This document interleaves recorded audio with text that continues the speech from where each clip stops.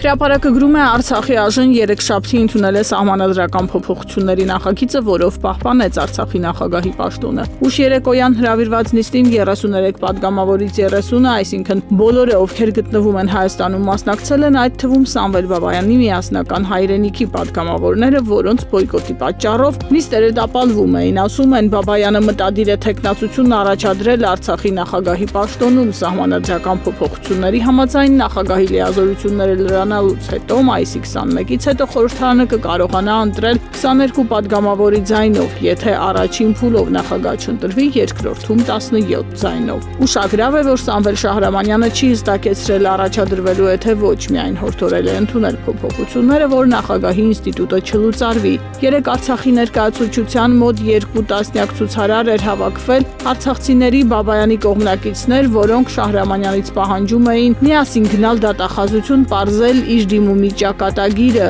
Նա դիմել էր Հայաստանի դատախազություն, որ Արցախի նախկին պաշտոնյաների իրավախախտումների յուրացումների վերաբերյալ քրեական գործ հարուցվի։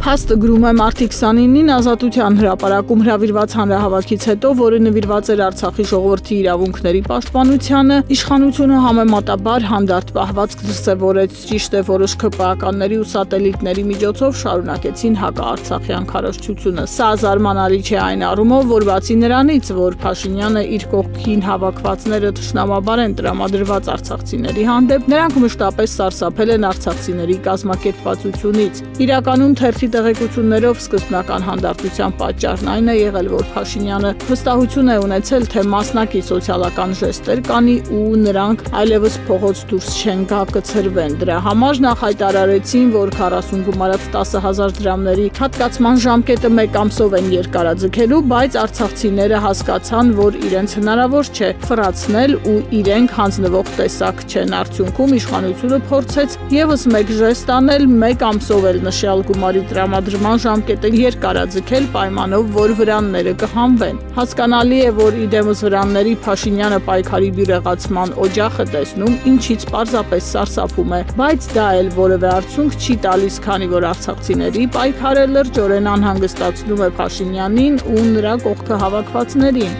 Նրանք ավելի ու ավելի թեժ քարոզչական պատերազմ են սկսել արցախցիների դեմ, կարդում ենք թերթում։ Հրապարակն էլ գրում է Արցախի նախագահ Սամվել Շահրամանյանը անհետացել է, մի կողմ է քաշվել եւ հետեւում է արցախցիների օրորի խորացող խնդիրներին ու պայքարին, բայց գրեթե ոչ մի տեղ չի երևում։ Նա մարտի 29-ի հանրահավաքին երևաց, բայց ոչ այցելել է Ազատության հրապարակում տեղադրված արցախցիների վրան, մինչդեռ ենթադրվում էր, որ պետք է հրապարակային ելույթ ունենար։ Թերթին պատմել են, որ վերջերս նրա հետ բավականին ծանր խոսակցություն են ունեցել Արցախի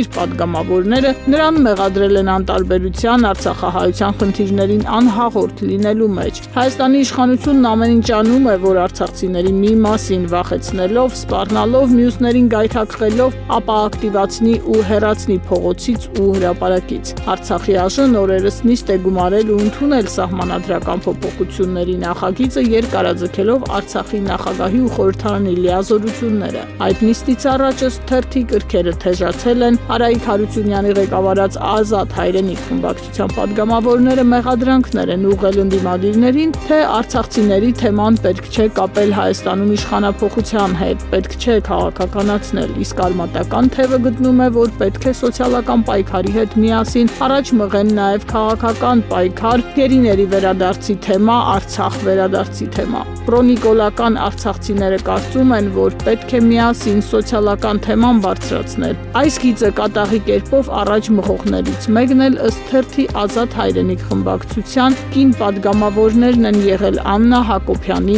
Էրատո Ջոկատի անդամները։ Թերթին պատմել են նաև, որ Սամվել Շահրամանյանի այս տարօրինակ պահվածքը նոր չէ ու նրան կուրացիա է անում անձամբ ԱԱԾ տնօրեն Աբազյանը, ում վրա դրված է նրան չեզոքացնելու գործը։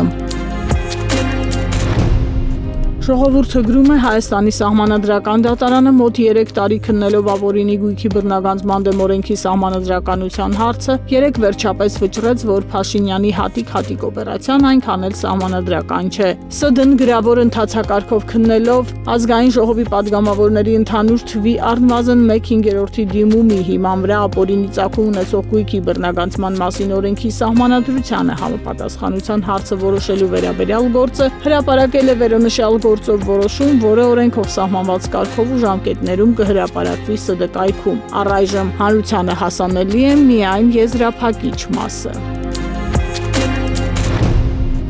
Հրապարակը գրում է ԱԺ երեկվա նիստին իշխանական ֆրակցիայի հատվածում հոգեհանգստի տրամադրություն էր տիրում հուսահատ դեմքերով, հեռախոսներով հետևում էին Գյումրու ավականու առաջին նիստին, անհաղորդ էին ԱԺ օրակարգին, որտեղ շարունակվում էր կառավարության ծրագրի 24 թվականի զեկույցի քննարկումը։ Զեկուցողը Արփինե Սարգսյանն էր, ՔՊ-ում հույս ունեն, որ Մարտուն Գրիգորյանի թիմն այլևս չի մասնակցի ավականու նիստերին ու քվեարկությունները կտապալվեն, այդ հիմքով մի քանի ամիս անց կլինեն արտահերթ ընտրություններ։ Նիստը ՔՊ-ն բոյկոտեց, բայց թերթի տեղեկություններով հաջորդիվ մասնակցելու են, փորձելով դժոխքի վերածել Վարդանիկի կյանքը։